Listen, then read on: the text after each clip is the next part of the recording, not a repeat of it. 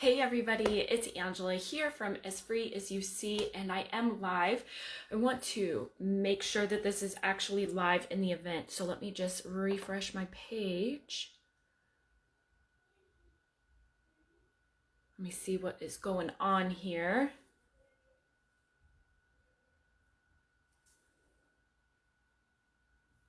Okay, apparently nothing is going on.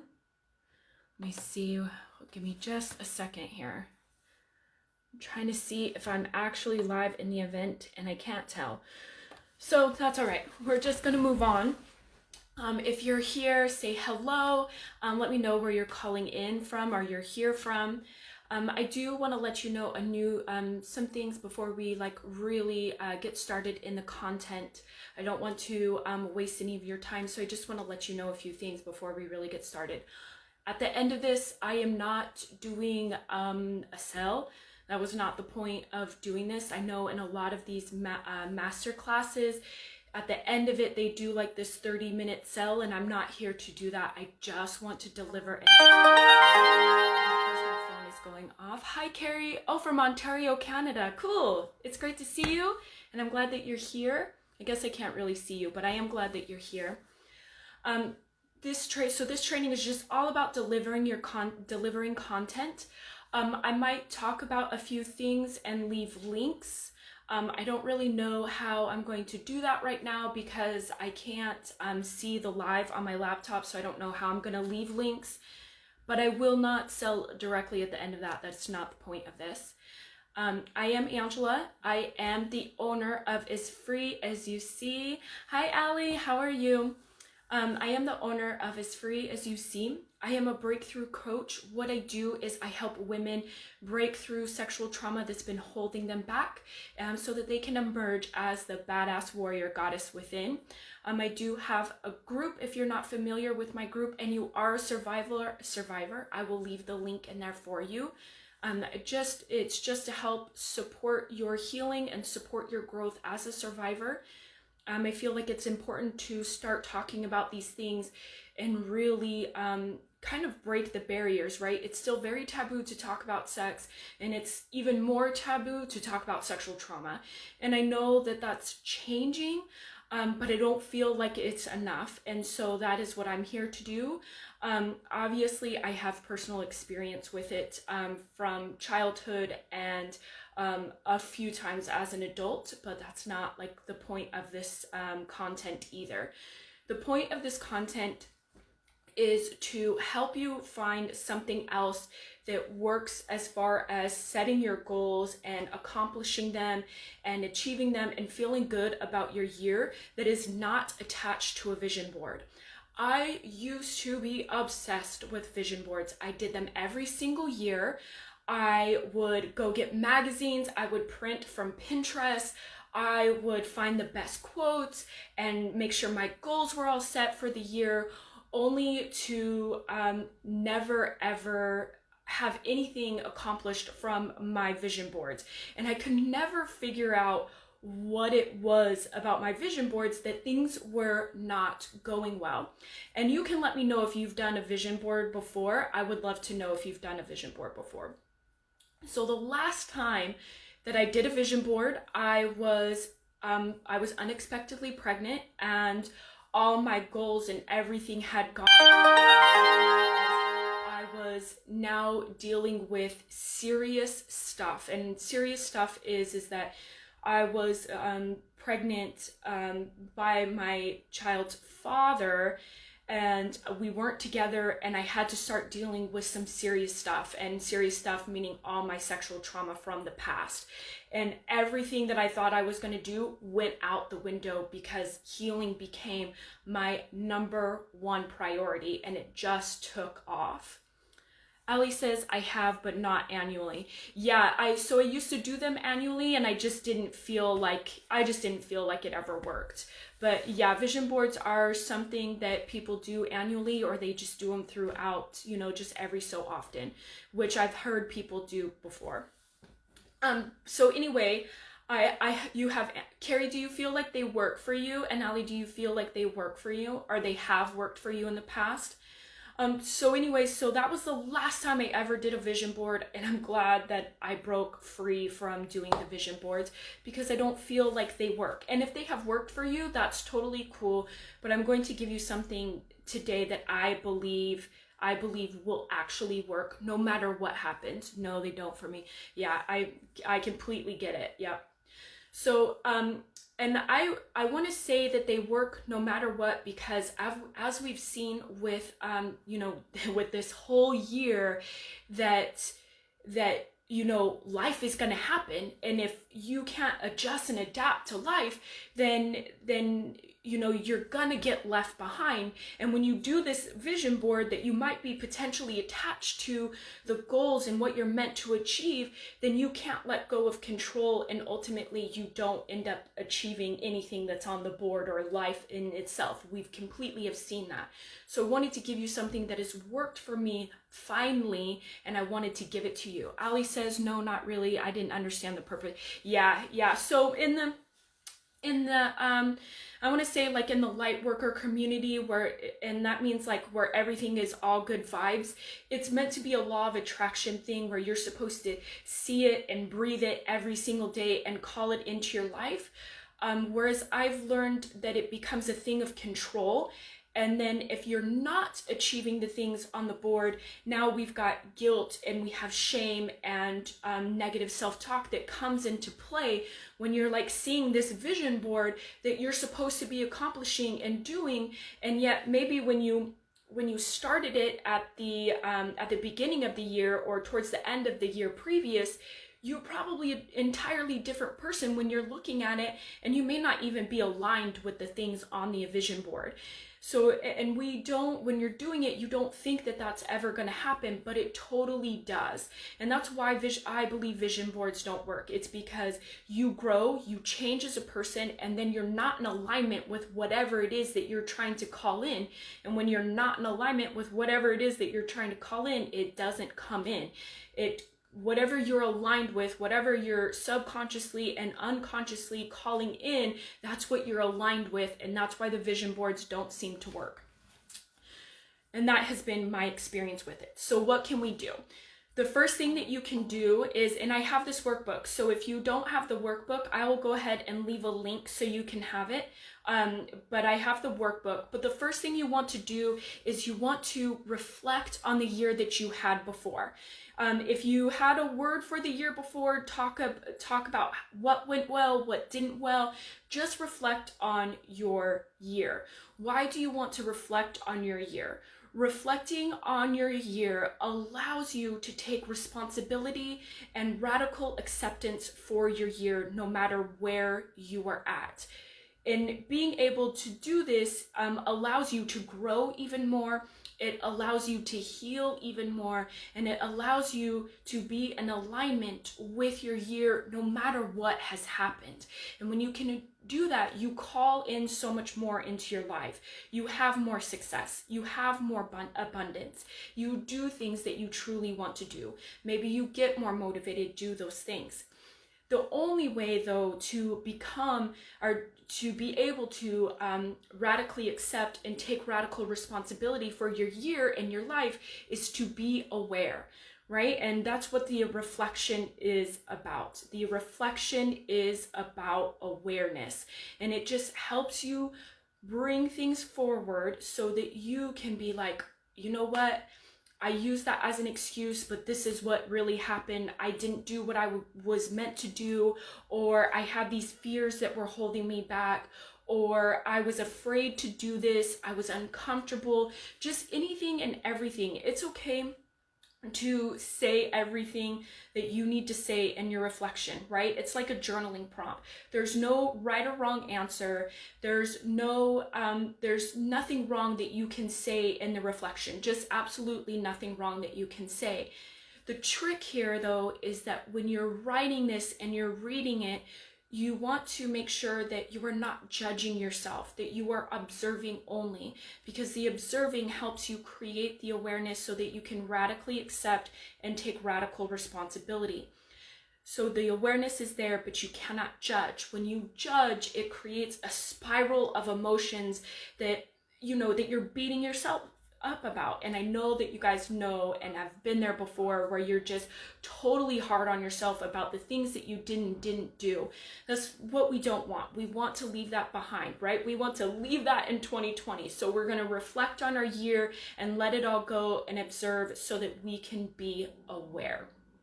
Some of the best ways to also create awareness into your life is to meditate. And of course, we all think about the stillness meditation where we sit and we close our eyes and we're not supposed to think. And even though that's a traditional way of meditating, meditating can be anything that helps you silence your mind. So I have to practice still meditation where you close your eyes and do that. But also running is a big thing and coloring is a big thing for me. So you just kind of have to do a trial and error and figure out what is best for you in silencing your mind. It could be anything. It can really be anything that helps you be present and focus on the moment. So just a tidbit there. So once you reflect, if you reflect very openly and honestly with yourself, you'll be able to see the word that you're going to pick for this year. And it doesn't, and if you still can't figure out what the word is, that's okay. Usually a word is the first thing that comes to mind, or I can give you some examples right here. Let me get to this page. Last year, my word was unstoppable, and it delivered, just absolutely delivered on everything that was meant to happen this last year. So last year, my word was unstoppable. I mentioned that. I've heard people have strong, healed, motivated, disciplined, powerful, aligned, abundant, successful. And that's just a few of them. There's a whole slew of them that you can do. My word for this year is alignment. And even though I am scared of that word, that is the word that I am picking. And that actually leads me into the next part where your workbook is. So your workbook is to write about the expectations of what that means. So expectations, fears, goals, anything that you expect will happen when you pick that word. And I want you to write about it because so many times we want to ignore that we have expectations around this word, ignore that we have fears around this word, that we feel uncomfortable around this word. And when you just acknowledge that and allow yourself to see that you have fears, you're uncomfortable with this word, then it helps you integrate this word. I like the word gratitude as it counters resent. Yes, yeah, absolutely. And that's a great word. Carrie, do you have a word? I'd love to hear it. If you don't, that's okay. But I'd just love to hear if you had a word as well. So go ahead and focus on your expectations and anything else, just anything and everything around the word that you have. And this just helps you get rid of any adverse reaction to it, because if it's the right word, it's gonna seem a little bit scary to pick that word, right? It's gonna be like, I don't know if I can do this all the time. And sometimes we have like bad days, right? Where we're like, oh my gosh, am I gonna be able to feel gratitude for this day all day when, shit is hitting the fan? So it does have to be, you want it to be a word that that is going to scare you a little bit. That is like, I'm not sure if I can do this, but I'm gonna give it a try. So make sure that you write about that, all your expectations. And again, confidence. Oh, I like that one. That's a great word. That is a great word.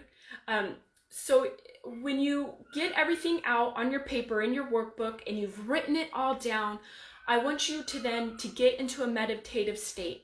And the best way to do this is to take 3 deep breaths from your belly and release them long on the exhale. And do this 3 times and kind of sit with it. And try not to think about anything else, but just the moment. And then I want you to visualize what that word means, what it looks like in your life, what it feels like in your life, what it smells, what it tastes like, any of the above. And just continue to be in that moment with that visualization and just hold it there for as long as you possibly can. And when you're done doing that, I'm sorry, the monitor is on in my daughter's room with the nanny. When you do that, you're going to release it, and then you have two choices. You can either burn the workbook, or you can visualize yourself burning the workbook. I know sometimes burning the workbook doesn't always work, so you can visualize doing that. So why do you want to do this? You want to visualize this because when you can feel it with all your senses, it's like it's already happened, and you will attract that stuff into your life. And that's what it does. When you burn it, when you see yourself burning it, you let go of control, you surrender. One of the hardest parts, as I have learned about manifesting and bringing things into your life that you want, is the ability to surrender and let go of control. And if you're a survivor of sexual trauma, I feel like this is some of the hardest things that you will learn to do, because you have to learn how to control everything in your life. When you can let go of control, when you can surrender, you will never have to do anything else your entire year, because it will come to you. Everything that you need to build more confidence will come to you. Everything that you need to have more gratitude for the day, it will come to you. Everything that you need to be in alignment, it will come to you. Or powerful, or strong, abundance, successful, all of that stuff, it will come to you. And you will not have to look at the workbook again. Well, of course not. If you burn it, you can't look at it again. But you don't have to think about it again. You don't have to worry about how am I going to accomplish this. You don't have to think twice about this again, because it will always be there in the back of your mind. Why? Because we've reflected on it. You chose a word that you felt was the right word for you. You released all expectations and fears surrounding this word, and then you've let go of control, which totally helps you bring it all in, because it is the missing piece about manifestation. And I've done this, and it's been so helpful, number one, because I don't have to look at my vision board and feel terrible about the fact that I haven't achieved anything, because I'm an entirely different person from 6 months when I made it. But also, it delivers on everything, no matter what happens in 2021, right? I feel like there might be a lot of uncertainty with what's going on and everything, and I totally get that. And it seems like, well, why should I set any goals, or why should I make any vision boards?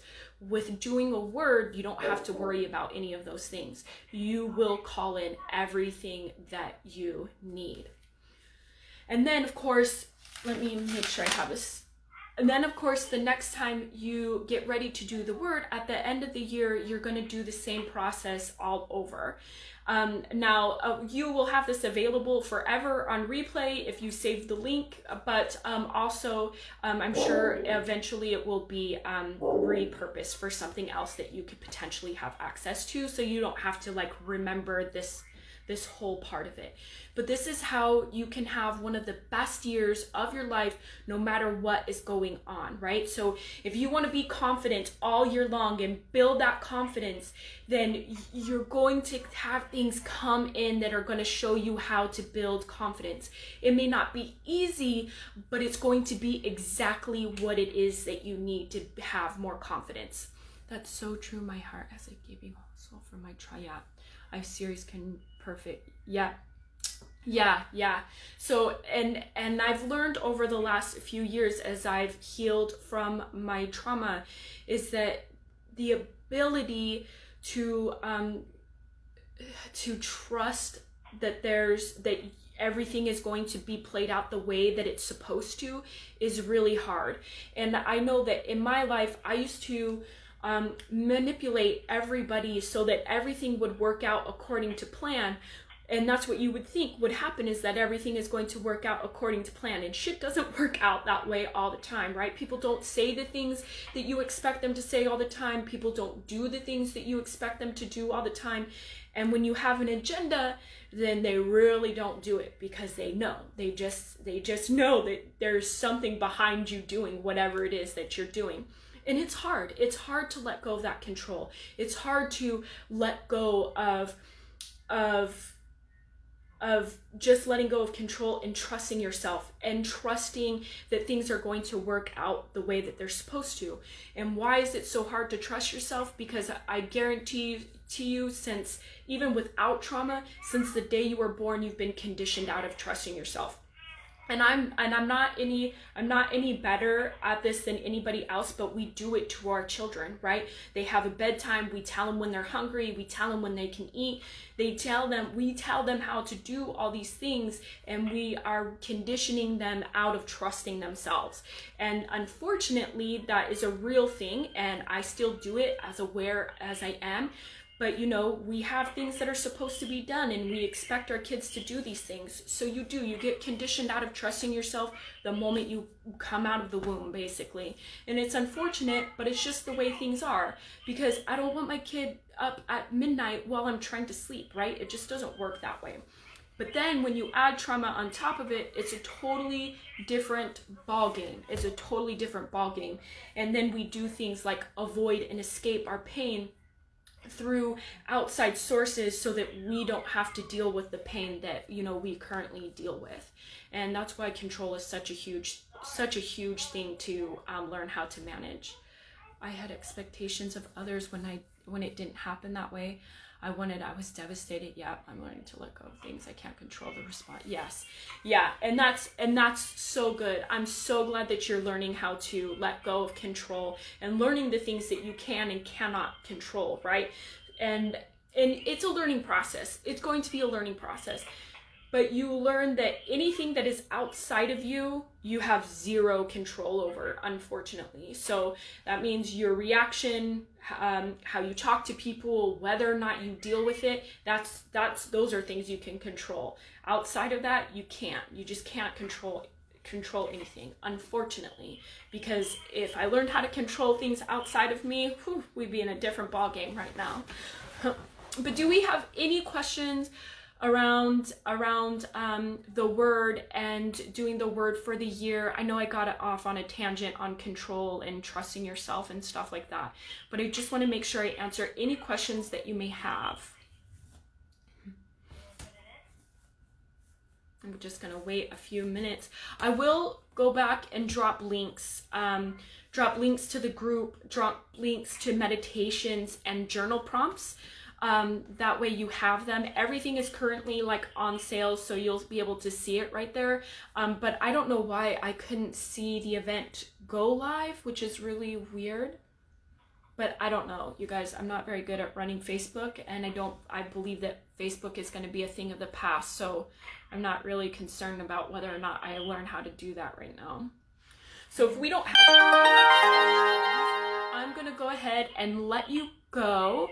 Again, I'm Angela. I am the founder of AsFreeAsYouSee. I am a breakthrough coach where I help you break through trauma that has been holding you back so that you can emerge as the badass warrior goddess within. If that's all we have for today, I want to thank you so much for being here. I truly appreciate it, and I hope you have a great day, and I'll see you later. Bye.